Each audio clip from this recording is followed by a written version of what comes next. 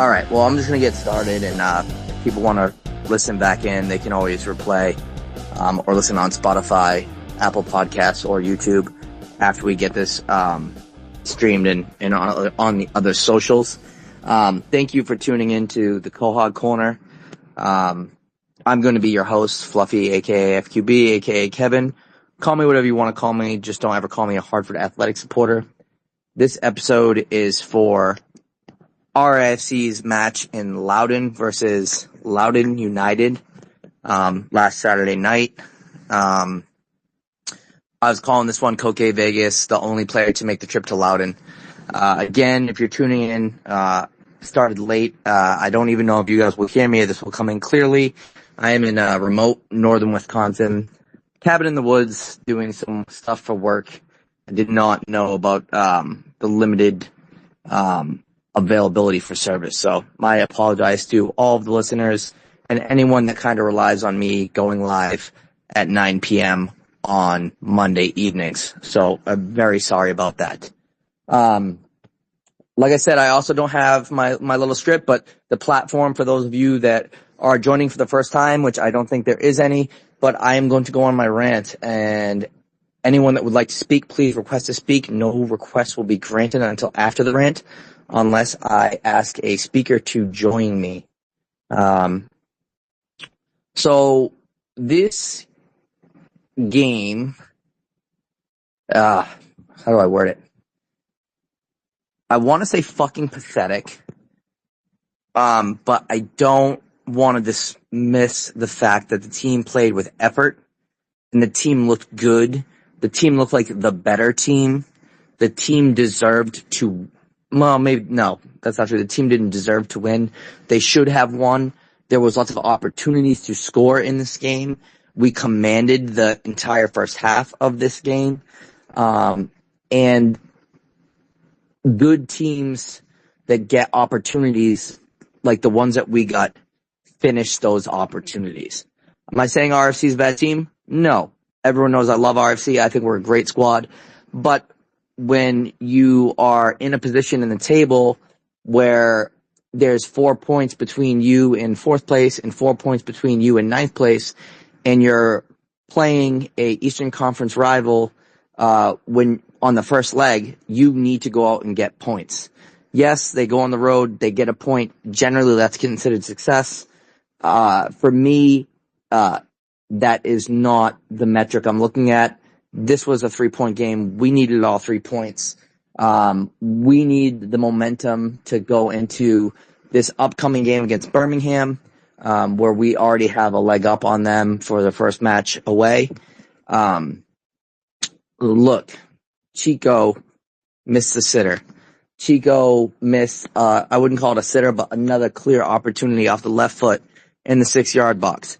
Doyle missed what I would consider a sitter.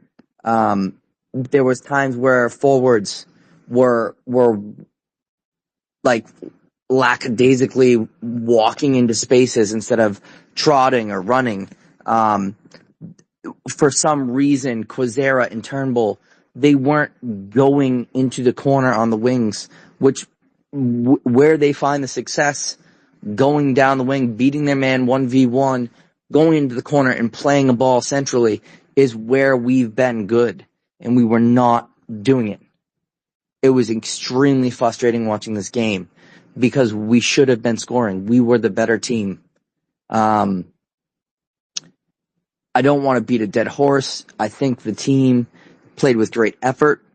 I don't want to take anything away from their the effort on the night. It was very frustrating. I wanted to see more. I wanted them to finish. I wanted the 3 points. I wanted to create more separation on the table. And now we're in a situation where, we're not in the greatest form, and we're playing Birmingham at home, which is a have to win game. No two words about it. You need to win this fucking game at home, to keep climbing in the table, because Pittsburgh and Carolina, who are right on our heels, are in better form, and they, I would argue that NCFC is a more consistent team than Rhode Island FC in the style of their play and their stinginess on giving up goals.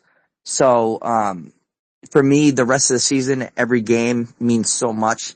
A lot of people that watch higher level leagues like, oh, there's a lot of games to play. The season's got a lot of time left. I don't view it like that. I think that, Evan, put your fucking thumb away. Look, every game fucking matters, and they need to go out and they need to get points and they need to create separation. I don't want to get in a situation where we're fighting for that 8th place, spot in the playoffs. And I wouldn't be upset if RIFC just made the playoffs in their first inaugural season. I thought for a while there we were really contenders for a home playoff spot, but I do not want to be scratching and clawing to keep a spot in the basement of the playoff contention. So, the aside from the effort being good, Koke Vegas, aside from, I believe it was two balls that he sent forward that went straight out of bounds. I mean, he played out of his mind. He was man of the match, not even close. I think Clay had a good game. I think when Brito came on, Brito played well. I think Yao played well. I think Stolman played well. But there's a lot of other players that I usually look to make a change in the game for us, and I didn't see the spark that I wanted to see. And I know there's a ton of contention on my opinions on this game, and that's fine. That's why we do the space. So I'm just gonna open it up because I started late and you guys were waiting for me. And again, I really apologize for that and for this rough format. But at least I was able to get on. I'm hoping you guys can still hear me. I'm going to grant some requests here, and let's see if I can hear you guys. We'll start with my good buddy here, Matt Hands. Matt, how are you tonight? Can you hear me okay? It's interesting where I am, that's for sure.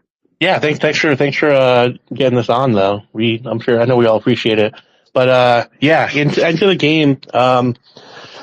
Yeah, I agree with you that I think we were the better team overall. I don't think by that much, but I mean, I would say we had the better chances. Obviously, that Dequa miss was terrible. Skying the ball over the bar, which I will add, that was a good play. That was a good play from Koke, like a good ball out the back from Koke. I think it was Turnbull, probably, who headed it on, and then Doyle did a good job getting around his guy. So I know we all give Doyle flack, but I think he did well there to kind of set up Dequa. But yeah, that was just a terrible finishing. And yeah, I mean, I don't have a ton else to say about the game, I guess, except for at the end, that penalty, questionable to me if that should have been a penalty or not. I'm still not really sure. I don't think it should have been a penalty. So I was kind of glad that, well, obviously was glad anyway, but really glad that it didn't end up going in. I feel like that was kind of justice, because that would have been really, really, really bad for us to lose on that. Like, that would have been terrible if we had lost on a penalty kick that was, I think, at least a little bit kind of dubious. And then, on top of that, the way the game had gone, that would have been like catastrophic to me to get a loss there. So with that, like, I think I don't think a draw is that bad. Like, I agree that it was a winnable game, but I do think a draw on the road is okay. Biggest thing really for me is like the tiebreakers with the teams around us, because it's all basically about head to head, which is definitely different from most leagues where it's just, goal difference is a tiebreaker. So I think right now we have a tiebreaker over North Carolina. We have a tiebreaker over Birmingham because we beat them already, but obviously it depends on this next game.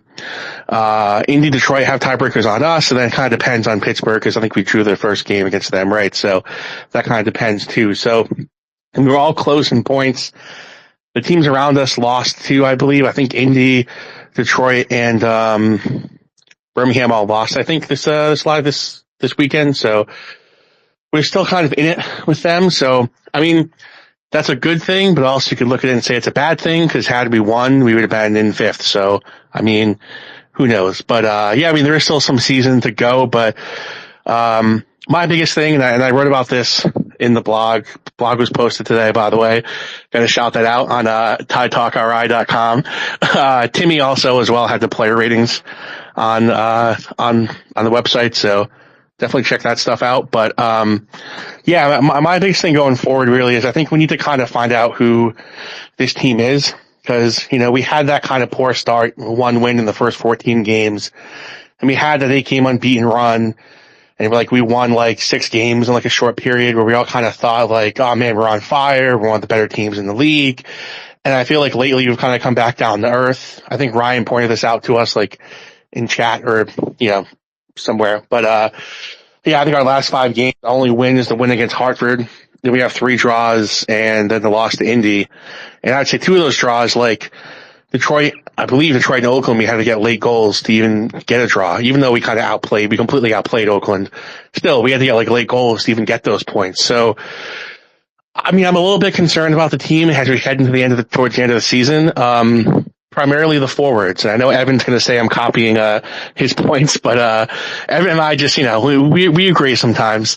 Yeah, I think that the forwards to me are kind of the problem. I think Dequa's got 7 goals, and then I think Doyle with 2 and JJ with 1 so far. And our second leading goal scorer is Frank Nadarce, who's a center back, which I'm pretty sure all of those, if not at least 4 of them, maybe if not all of them, came off of corners. So that's great, but we need more production from our forwards. And I don't know. I think that's kind of where that's what we need. That's what we need to fix, because that's where our problem is, because I think Dequa's getting too far out wide, which is, he's gotten some assists that way, but I mean, the guy was the leading goal scorer last year. I mean, we brought him in to kind of be a poacher, and he hasn't really done that much at all this season. Really inconsistent. JJ the same, JJ, great at holding up the ball, great at getting other teammates involved and being an outlet there for the long ball if we need to get over the press. But other than that, he hasn't really done much. He's got, like I said, he's got 1 goal, and he just can't get off the mark. And I know he's had injury problems, obviously earlier in the season. I don't know if he's got anything going on now, but it's just not good enough. And then Doyle, I mean, Doyle's been okay. I've kind of been saying recently, he gets into good spots, but he can't finish. So, I mean, no one can really finish right now. So, yeah, that's what we got to fix, and we got to fix it fast. But I think if one of those guys can maybe get hot or start actually scoring, I think we'll be fine. Because I think the rest of the team has performed well. I know our wingbacks didn't do much. Krizera Turnbull didn't do much in this game, but generally they've been good. Midfield's been good. I think we do miss Zach in there, but Ibarra has still been pretty good.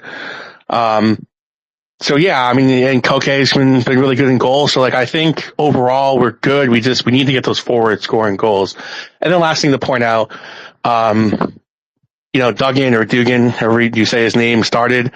I've wanted to see him play in the back line, but I was not happy that it was for Frank, because I think Frank Nadarce has been our best player all season. If you talk about consistency throughout the year, he's, I think, been the best player in the team. And I don't get why, unless you're giving him a rest, I don't get why you would take him out for this new guy, even though Dugan's good. He played well. He's a solid defender, good left foot, good in possession, obviously tall guy, so you can win some headers. He's a good player, and I think the other guys, I think Yao has been good, and I think Stoneman's been good, so it's tough, but I don't know. I wasn't really too happy with that, but I mean, it remains to be seen what happens moving forward. But, yeah, that's basically all I got. Looking forward to, this weekend against Birmingham. Hopefully, I think we definitely need the 3 points in that one. Even a draw, I don't want to be hedge, but even a draw, I mean, it would suck for a position in the table, but it would again keep us with a tiebreaker over them.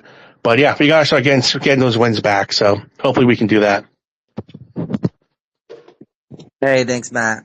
Always good to have you on, listening and contributing. And yes, I would have also given a shout out to all of the contributors for Tide Talk. A lot of time and energy goes into everything that everyone does for Tide Talk. Matt Hand's blogs, both the Lookout and Beacon, and then Timmy Timmy's player ratings, and then every once in a while Andrew Quadros, who had a fantastic debut last night on the recap podcast for Tide Talk. He will also put in some blog time as well. So everyone does a fantastic job. You mentioned some things, and like I said, because I'm without my normal setup here, I totally neglect to say, the penalty was definitely wishy-washy to begin with. Don't know if it was deserving. Certainly not that late in the game for a game that was neck and neck and kind of tied. I think that was kind of a douche canoe move on the officiating. And then the second that asshole started juggling the ball, I knew 100% that there was no fucking chance he was going to score. The second that Koke shut him down, and whether Koke was on his line or not, it's irrelevant because USL has no VAR, doesn't have goal line technology, doesn't review things. So fuck him, chuck him football. No goal. Koke's a hero. That was phenomenal. That kind of breathed life into me because I was very doom and gloom at that point in the game, like cursing RFC up and down, pacing back and forth in my damn living room. The thing with Duggan, I agree. Nadarse needs to be on the field unless he needs some time off or he got a knock. I probably would have put Duggan on the left side, moved Stoneman centrally, and had Nadarse on the right. That's likely what I would do back there. Yao has been phenomenal. He's a dump truck. When the ball gets to his feet and there's like tight passing lanes or tight scenarios where there's a lot of pressure, he makes me really nervous, but he seems to always kind of be able to get it done. So, we can criticize him, but really our back line, has played pretty well, throughout. So, the thing about the forwards, you look at your job is to fucking score. Doyle and Chico are supposed to score. That's what they're on the team to do. At least Chico has, shown a little bit more to me, not stat wise, so no one fucking talk about the stats, than Doyle has. Look, I don't hate Doyle. I think Doyle's a fine player. I think he's good off the ball. I think he's aggressive. I think he brings a lot of energy, but he is, I don't know. He doesn't get the start over JJ. Never, not once, no. And Evan's gonna come on and he's gonna huff and he's gonna puff about it. Well, his opinion fucking sucks. JJ is a big opposing body. He wins his aerial duels. He holds up play. He distributes the ball and he creates opportunities. Yes, he hasn't got hot yet. Yes, he hasn't scored any more. I think he's got one goal. He needs to get hot. He needs to score. But guess what? So doesn't fucking Doyle and so doesn't Chico. But JJ is a scorer, and once he starts, it's gonna come in spades. So, I don't think he's completely healthy either. I am not, like I said, Evan's gonna come on here, he's talking about curse this, curse that. We've heard Evan say things, people have been cursed before, so everyone take it with a grain of salt. With that, Evan, good evening, how are you? Go ahead. I'm doing well. Glad you were able to get this thing going, Kevin, because I was kind of nervous that something happened to you because we hadn't heard from you in a little bit. Yeah, I had to struggle I was waiting for the owner of the Airbnb to get back to me because all of the information for it's not even like a Wi-Fi, it's like a mobile hotspot he leaves at the house. The passwords that he gave us was wrong, and he wasn't responding to any of us. So luckily you guys can hear me and I can hear you, and we're able to get this thing going. So Kevin, you're basically living like I am. I guess so. Except I have good opinions. Well, I was just actually going to say that. You were talking about how I was going to have a shit opinion. So you're basically saying coach is shit because he starts Doyle over JJ because that's the smarter move. Never said that. No, you said my opinions were shit, and I'm calling you out on it because Kano knows who the better player is, and that's Doyle over JJ. Now, before JJ's I get hurt. into... JJ has a knock in the head. That's what he has, first off. Negative. But before I go into my rant, I'm going to go and talk about the game, okay? I was at the Newport Brewery's watch party, okay? That's where I was. So I watched it there on their comfy couches, okay? Okay. It's kind of funny considering how early in the year we weren't winning, we were drawing, I was flipping out, and I was told to hold your horses, they'll get in form and they'll be fine. I didn't have a problem with the result they had, and yet, Kevin, you're flipping out like they lost. They didn't lose, they gained ground. And you act like North Carolina is coming up. They drew 0-0 as well to I believe it was San Antonio. So, no, they're not. Pittsburgh, they're not a threat, so you can stop that. Let's see.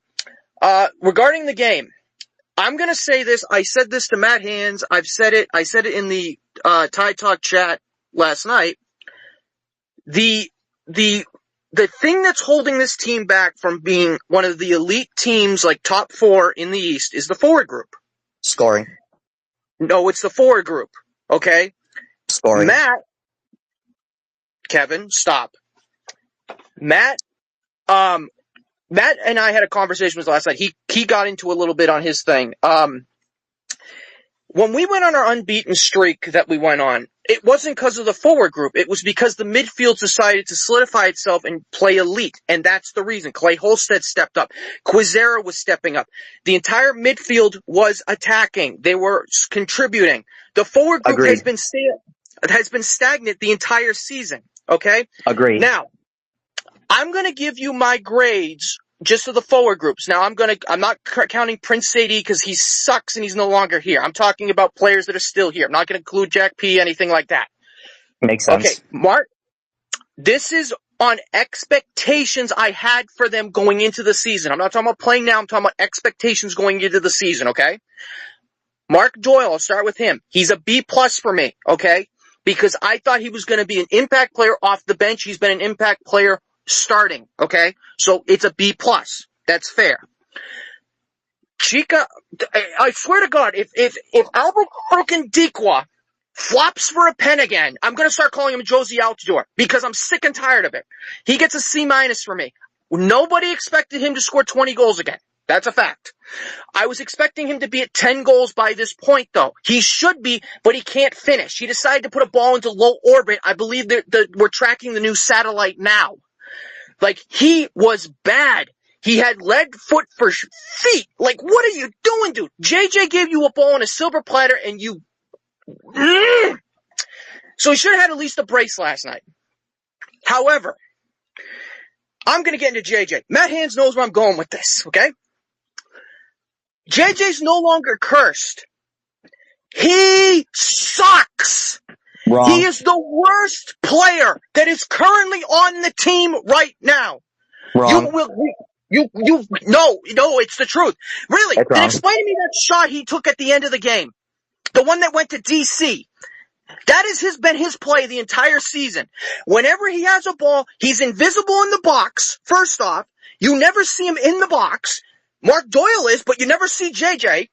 And when he takes a shot, it's nowhere close to being on target. It is equivalent to shanking your wedge every friggin' time around the green. The reason I'm going with the golf reference is because they were just at it. They just did a golf trip, like a bonding thing the other day, okay?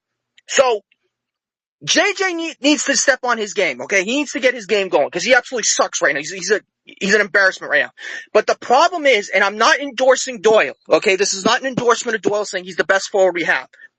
What I'm saying is Doyle has been your most consistent forward on the team, okay? You can't have that going forward if you want to, do anything in the playoffs or even make the playoffs. Albert Dequa needs to step up big time. He needs to stop with these missed little bunnies that he keeps having, okay? He needs to be more of an influence. And J.J. Williams, you need to stop being an Easter Island statue. Seriously, do something. When you get the ball in the box, you need to put the ball on target, not missing it completely, okay? This is the thing that ticks me off, okay? Is the amount of people that won't bash JJ, whose only positive contribution this year was revealing the Amber Kit for the team. That's the only positive contribution he's had for the team this year, okay? He has been hurt, I understand that. But he's been a big disappointment, he's been a big failure, and that's the reason why Doyle is playing over JJ. He needs to step up big time, or Rhode Island is in trouble down the stretch. Thank you, Evan. That was lovely. But you were wrong, because you said JJ was the worst player on the team, and you forgot that there's several other players on the team that don't even get a look at the field. So it was wrong. But JJ has not played well. He has certainly not played to his potential. And like I said, I think that just like you had mentioned, and I agreed with you, that the midfield during our unbeaten streak, they stepped up. They took it upon themselves to kind of solidify the midfield, come forward, create chances, score goals. That is true. But Doyle can do all of the running up and down the field he wants, and he can go in space and he can get in the box, but he's a forward. And if he's not fucking scoring goals, he's no better than fucking JJ. JJ wins his aerial duels and holds up the play and can create opportunities. Just the same as Doyle. It's like a moot point. Neither one of them are fucking scoring goals. All of our problems are our forwards are not finishing. Good teams find a way to finish. This is coming down to the stretch. 9 or 10 games left. They need to start burying the ball. It's great that we're a tough team to score on. It's great that we play high and we have good pressure and then we get opportunities, but it doesn't mean shit if you're not scoring goals. End of discussion. So yeah, I mean, look, we got another request here. Let's let Andrew in here. Mr. Quadros wants to jump in. Andrew, how are you tonight? Andrew, can you hear me? Oh, yep, I'm on now. There you go. Cool. Thanks for having me on. I love you, Aaron. That's a fucking outrageous take, man. I mean, I think the difference between Doyle and JJ right now is that I think JJ's banged up. He's nursing something. He hasn't looked himself, compared to what we saw earlier in the season. I think Doyle's at full capacity right now. I mean, this is the Doyle experience. He has, positive traits, but in terms of people that you want to be able to set up goals, create chances, set up teammates, JJ's been that really throughout the heart of the season. And I think we just have to wait for him to get back to 100%. I think that's why he's not getting a lot of time now. At least that's what I'm hoping. And the last point you made is one I agree with. I think this team is screwed if he doesn't get back into form because they're really struggling to score in general. And, the forwards are a big part of that. So I think that we need a lot from him and from just the attacking unit overall. But I think it's crazy to say that JJ is worse than Doyle or is the worst player on the team. I think one thing that really struck me in this game is that we're really feeling the absences of those subs that I felt like we had a really strong bench, when we had our hot streak, and not having Ankin was really painful. He was the guy that could really generate a lot of chaos, break lines, cause problems for the defense, create goals, and that connection that he had with Fuson was working really well. And then you had Harivo, who was a better part of the attack and the build-up play that has been missing. So once JJ came on yesterday, you look at the bench and you're just like, who can they bring on that can really help change the game offensively? And it's like, Brito's been okay, but he's not a game changer. McGlynn is okay. And you look at the rest of the bench, I'm like, there's really nobody. So if JJ's not healthy and there is no Anking and there isn't the Harivo to help nail down the middle of the midfield, Amos isn't ready yet. We don't know what we're going to get out of him even when he's back. Jack P's not here. Like they just don't have those options in the middle. So I think the lack of depth is because of these injuries has been really painful. Andrew, you couldn't have said that better. I think absolutely spot on. It will certainly be interesting when Amos does get some time and see what he can create. I know he's really quick and he's good on the ball. Obviously, he's lacking size. But it will be great to see him out there. We saw Kofi Chimesi. He's off of the injury report. That's another great guy to have on the bench or even in a starting role for that matter. But our defensive starting roles are kind of tight right now. We're pretty solid back there. It's funny you brought up Connor and I didn't even mention Connor in my entire rant. And that's because when he came on, he was literally, as far as the eyeball test goes, a non-factor, which isn't good and it's not bad. It's just like I didn't even know he was there. We're definitely missing Zach and we're definitely missing Isaac. But I will say that Brito has come on and Brito has looked good.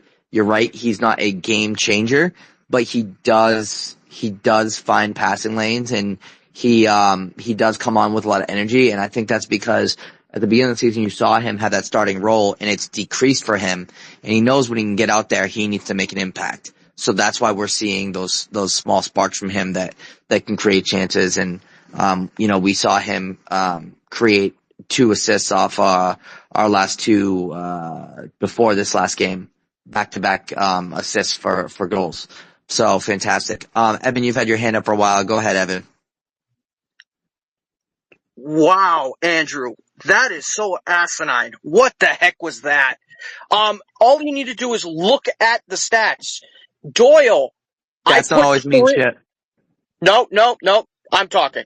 Doyle has 3 goals. I say 3 with an asterisk because his influence on the opening goal. Not a goal. On goal. Not a goal. No.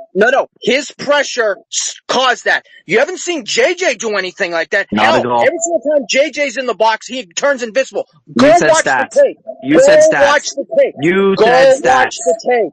JJ is invisible not a in goal. the box. I cannot understand the amount of people that will defend JJ. First, when we got JJ, he's going to score goals for us. Now, all of a sudden, he can't score goals. Oh, no, don't worry. He led Tampa Bay in assists last year. He'll lead their assists. He's not doing that either. He's been invisible for a month, okay? Now, all of a sudden, oh, no, he might have an injury. He might be banged up. He just sucks right now. You cannot describe it anymore. He sucks right now. When the entire second half, when he came on, JJ came on, the offense took a nosedive. It was non-existent. Thanks, Evan. Look, you said let's talk about stats. The own goal is not a goal. He has 2 goals in the season. JJ has 1. They are literally it's ridiculous to compare them. Look at the aerial duel stat for both JJ and Doyle. In the box. Look at the amount of touches in the box. Doyle leads the team. Okay. It leads both teams. It touches the box. JJ does not.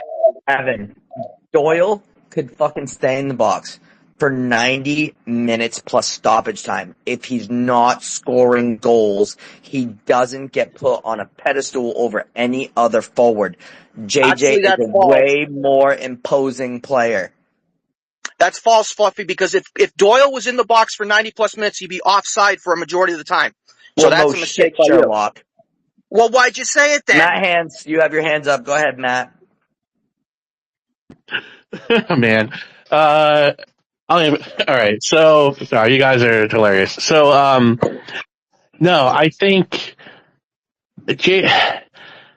all right, the thing with JJ is yeah, he and Doyle both aren't scoring goals, obviously, but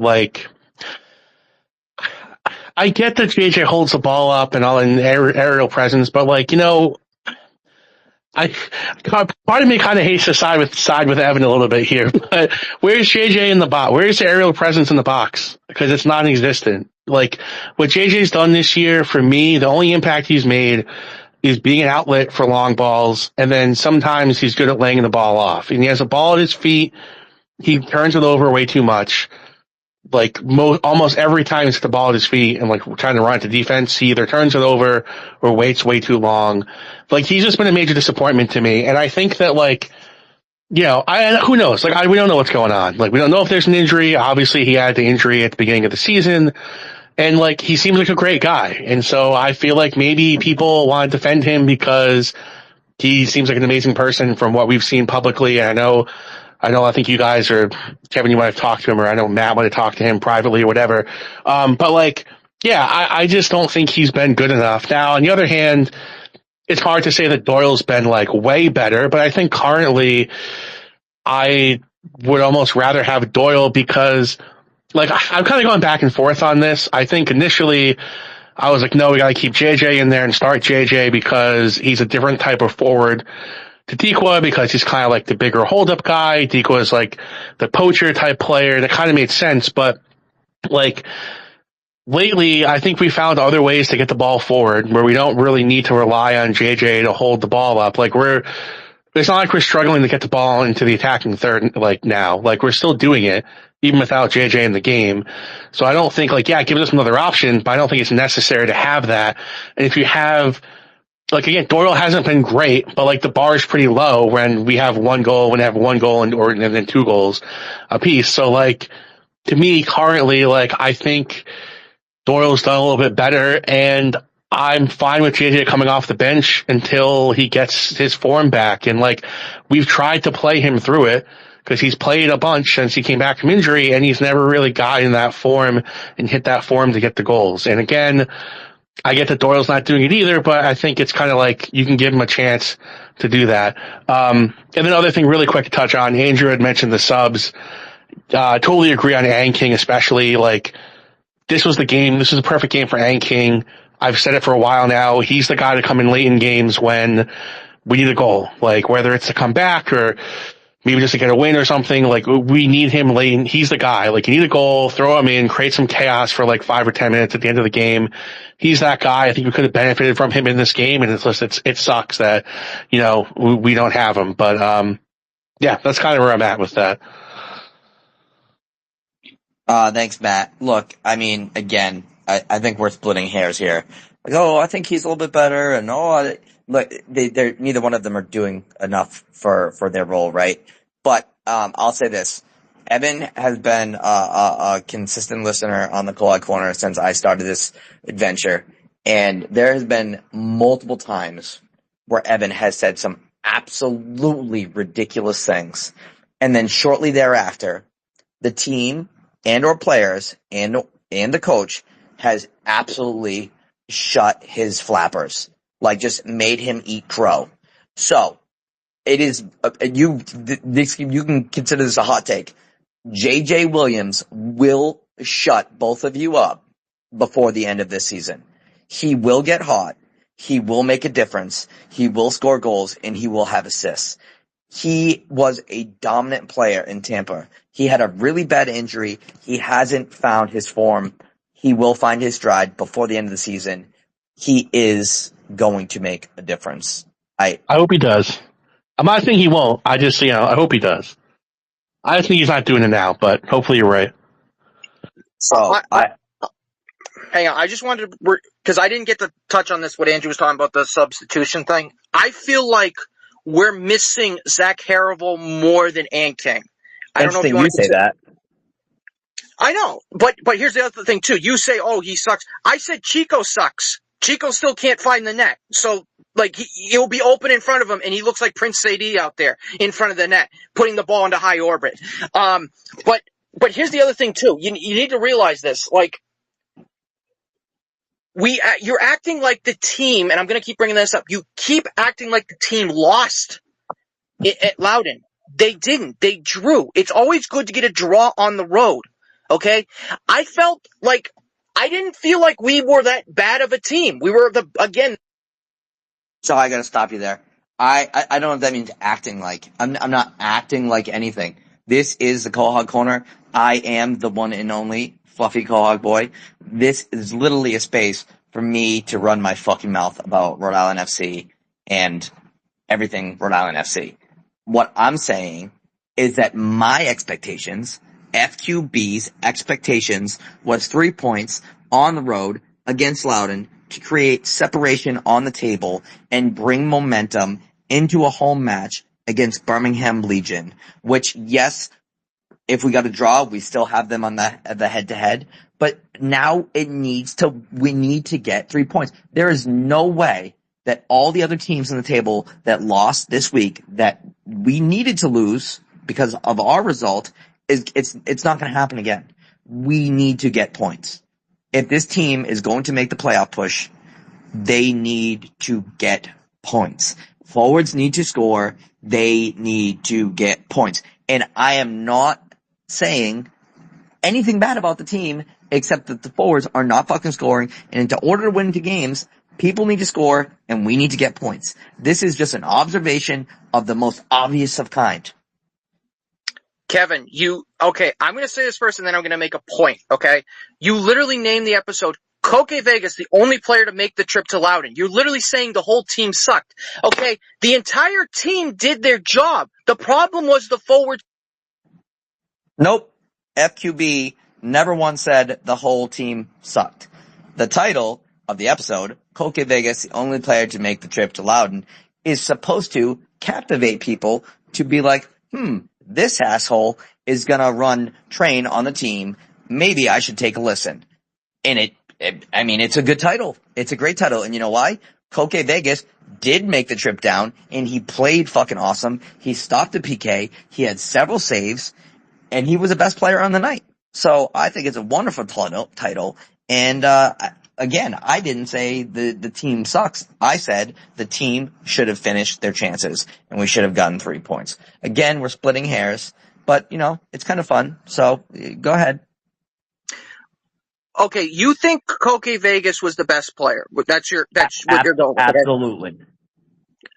Would you be mad if I said I thought Stoneman was better? Yeah, Stoneman didn't save a PK and get us the point. Yes, but Stoneman did his job as a center back to clear out the opposition. That's what I'm saying. But he did his job. Okay? I don't usually give it to a goalkeeper, even though they saved a pen. Now, let's be very clear. I don't think it was a pen either. I'm still searching for the pen. I've even put it into Google Maps. I still can't find it. Yeah, dad humor. But we're going into Birmingham. I'll be at the game. I'm bringing my folks again. We're not going to Birmingham. They're coming here. You know what I meant. Okay, you know what I meant. But the thing is, this is what Rhode Island needs to do for the Birmingham game. Easy. They need to go in with the mindset of everything we did offensively worked, we just couldn't finish. So we're going to go with the same strategy. We just need you forwards to stop being friggin' buffoons and put the ball in the net. It's the same thing they did with Oakland. For both games, they've been the dominant team when it comes to offense, when it comes to creating chances, okay?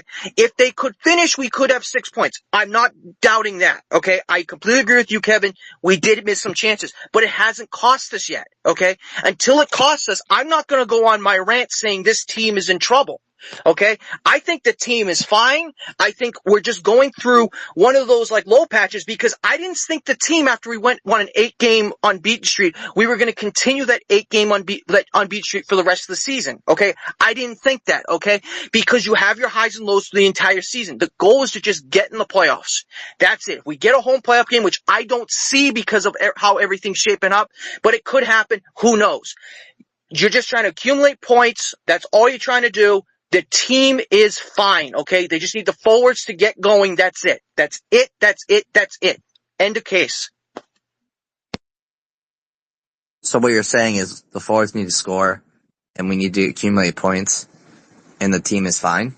I'm pretty sure that was the basis of everything that I have said tonight. So thank you. Thank you for contributing, as always, Evan. It is always a pleasure. Yes, I wholeheartedly agree that the team is fine and that we're an extremely competitive team in the Eastern Conference of the USL Championship League and that we need to continue to accumulate points and make a playoff push. Those, again, are very, very basic observations that I have made throughout this episode. I see your hand up, but I gotta ask, if the Footy New England, you're in here, you cover all of New England soccer. You saw Hartford get a W against Louisville. That was interesting. Are you able to get a mic here, or are you otherwise engaged? Give me a thumb up or thumb down. While we're triggering that out with Golden, why do you keep unmuting yourself? I didn't invite you. I didn't invite you. Your hand is raised. I never called you back in. I didn't have my mic on. Have some decorum. Footy, can you speak? Thumbs up, thumbs down. All right. Well, I'll say this. So there are some teams below us, much to Evan's dismay, that are in good form and are a threat to everyone above them because that's the way soccer works. You get points when you win games and then you go up the table. Pittsburgh being one of those teams, the one and only Fluffy Quahog Boy, will be traveling to Pittsburgh and am awaiting word on media credentials for the game. I've reached out to a few folks down in Pittsburgh via LinkedIn, hoping to hear back. I'd really like to get some talking time with the players on the road. That is going to be a huge match. Birmingham's going to be a huge match. The second leg against Loudon is a huge match. I don't know if I dropped this in the Discord, but the way I see it, just based on current form and observations of games, I think we can win, draw, and lose. I want to say that I think that RIFC has 5 wins, 3 draws, and 1 loss left. I have them taking an L to Charlestown away in Charleston. I have us drawing Tampa at home. I have us drawing Orange County away, and I have us drawing Pittsburgh away. Then the wins, you can fill in the blanks there. That's Birmingham, Loudon, Miami, Tulsa, and one other I'm missing. So if we can do that, if we can finish the rest of our season 5-3-1, that'd be a great success in my mind. It's also pretty ambitious. So let's see how that unfolds. We do have another request here. I think it's a first time request from our good friend Susan. So let me get you a mic here, Susan. You should be good. How are you, Susan?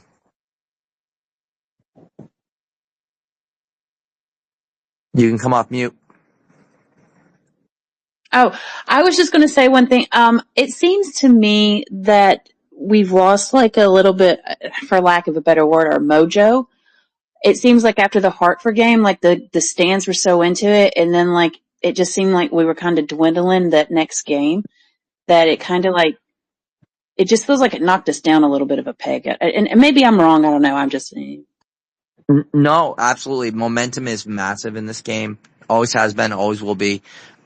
When the team's feeling themselves, when they go out and they play a game like they did in Hartford, the momentum from that win can usually carry on through the games. And if they continue to find success, teams go on hot streaks. And that's why you have teams in the USL Championship. Often they can go 10 games unbeaten, and then a light switch happens, and then they'll hit a patch of bad form, and they can go 8, 9 games without even winning. That's common in this league. So that it's not just you. That's definitely a thing. It's a good observation. So yeah, I mean, this upcoming game against Birmingham, is going to be a big one. I hope that, I know the team's doing some things to put more butts in seats. I hope, there's a big crowd. I'm away for work this week. I'll be coming home late on Friday, so I'll be super excited that I don't have to wait any longer. Once I get home, that's match day eve, and then it's game day. Home matches at Burn have been fantastic as of late. The job that D36 does is always bang up job. It will be a fun evening of footy for sure.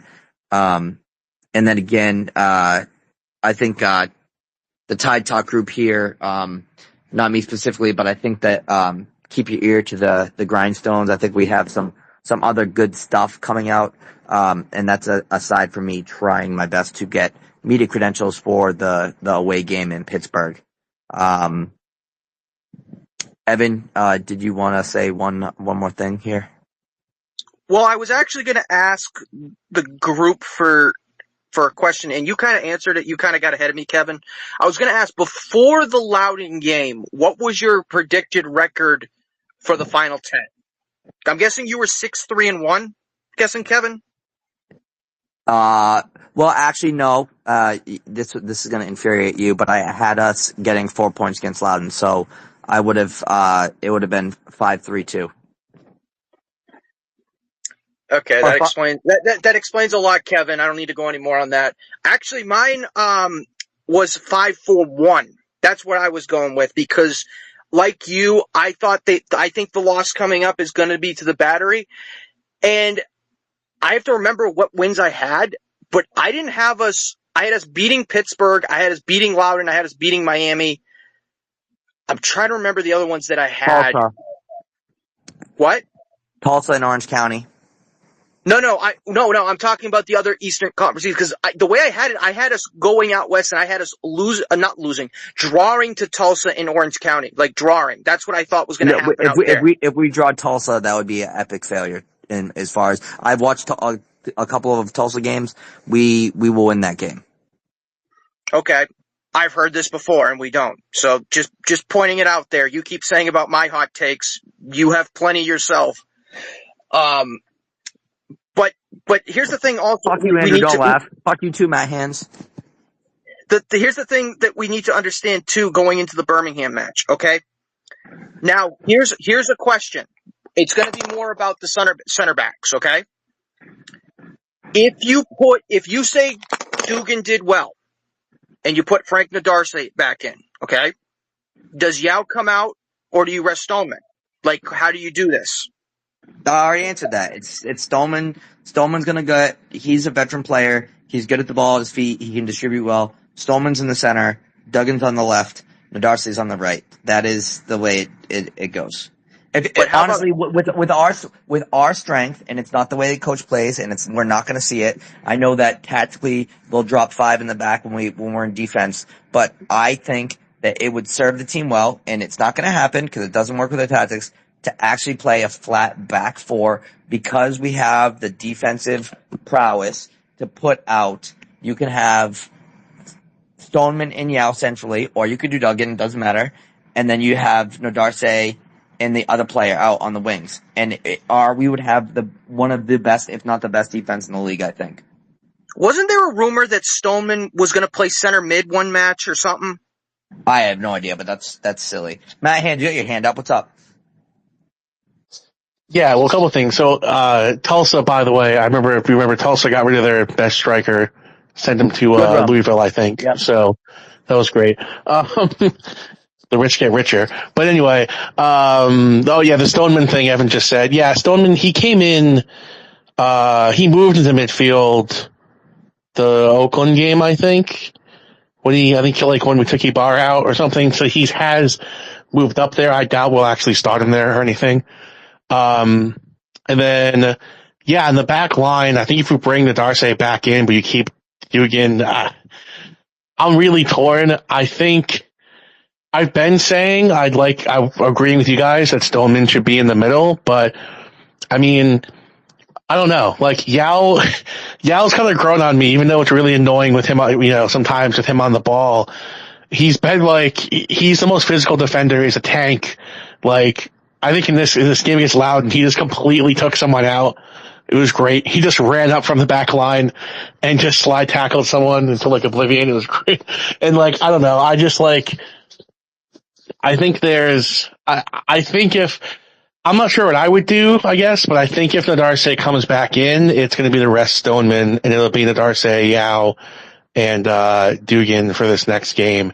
As far as the back 4 thing, I know Kevin's saying, it's not going to work with the way we play. Yeah, I don't know. I mean, it'd be cool to play all 4 of them, but I just don't, I don't think it, like you were saying, I don't think it works with our style of play. And I don't think that we've been, I think defensively we've been pretty good lately. So again, as we've all said a million times so far tonight, it's more about, the forwards and getting those goals. So I think, we'll see. But, I hope we can turn that around. Yeah, for sure. That's all. That's it. Well, appreciate it, Matt. Susan, your hand was up. Yeah, I just had a quick question. Do we know how soon Darcy's cards are going to start falling off? That's a great question, and I'll be the first to tell you I don't have a fucking clue. Maybe Andrew or Matt knows. If not, that is definitely a question for the discourse, because I know that if Ryan was here, Ryan would know. It's definitely one of those soccer nerd things. I have no idea. The USL is really weird with the collection of yellows. I know it's 8 and then you're suspended. I don't even know if it's a suspension for just 1 game or 2 games. There's some really different rules in the USL. It's a great question. I would probably drop that in the Discord and see if you can get an answer. Oh, I don't know, but I'll just add that I think that if you go but he'd have to have played. Well, actually, I don't know if he would have had to have played, but I think if you go 3 games without getting a yellow, then it'll like your total yellows will go down by 1. So if he's like on the verge of getting a yellow card suspension, I think if he goes like 3 games or so without getting one, then it reduces back down, so he gets further away from that limit. But yeah, like you said, Kevin, definitely something we gotta look into more. Do you want to do predictions? Nah, I don't like to. I mean, sometimes I like doing predictions, but let's drop. Yeah, Evan, you know what? You're not in Discord, so why don't you give us your prediction? My prediction, I'm also going to give you the amount of yellows we're going to see, too, because I think this is going to be a very physical game. Just give us the score prediction. Who cares about the yellows? 4-0, RIFC. JJ, Wow. absolute shit again. Well, that's wonderful. Go ahead, Susan. I don't know. I think JJ and Clay, you're going to see a different play with them if they're both in, because that's their home state they're playing against again. Yeah, I'll tell you what. Clay in Birmingham had a stinker of a game. He should be looking for redemption. Clay is like arguably my favorite player, so I'm always waiting for him to show up and do something big. I would relish to see him do some damage against them. So we do have another request here, so let's get in who I dubbed a while back Positive Matt Jean. What's going on, man? Hey, so to answer Susan's question, the Darcy's played 1 game without a yellow card in a row. So that was the last game, so he has to go 2 more to have the card drop off. And then the game you guys keep forgetting that you predicted as a win is away at San Antonio. Yep, thank you. That is definitely going to be a win as well. All right, so I'm not going to make my score prediction yet. It's really bold and big of Evan to go 4-0 at home against Birmingham. I certainly hope he's right. That'd be fantastic. But that's going to be it for me tonight from the Quahog Corner. I appreciate everyone tuning in, listening. I really apologize for the late start and for any issues that may have occurred because of my hotspot situation. So, again, thank you for joining and listening to the Quahog Corner. As always, this is your boy Fluffy, tuning out and up the tide.